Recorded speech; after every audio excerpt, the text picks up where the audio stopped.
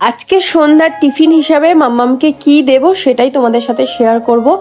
আর তোমরা অনেকে আমার কাছে এই জিনিসগুলো জানতে যাও, পার্সোনালি মেসেজ করো, কমেন্ট করো, তাই আমি কিন্তু তোমাদের সাথে শেয়ার করি।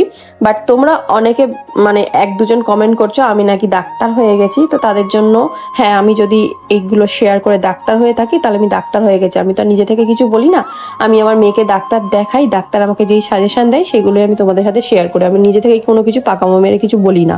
আজকের সন্ধ্যার টিফিনে মাম্মামকে দেবো গাজর সিদ্ধ। গাজরটা আমি সিদ্ধ করে নিয়েছি স্টিমে, আমি কিন্তু জলে সিদ্ধ করি না, কোনো ফল বা সবজি কিছুই আমি জলে সিদ্ধ করি না। আর গাজরটা ভালোভাবে ম্যাশ করে নিয়েছি, নিয়ে ও যেই ফর্মুলাটা খাই সেটা 1 চামচ মিশিয়ে নিয়েছি। তোমরা চাইলে ব্রেস্ট মিল্ক মিশিয়ে নিতে পারো। আর মাম্মাম এই খাবারটা খেতে কিন্তু বেশ পছন্দ করে। আর যেহেতু সব বাচ্চা সমান নয়, সবার ডাইজেস্ট সিস্টেমও সমান নয়, তাই সব বাচ্চার সঙ্গে সবার তুলনা করাটাও ঠিক না।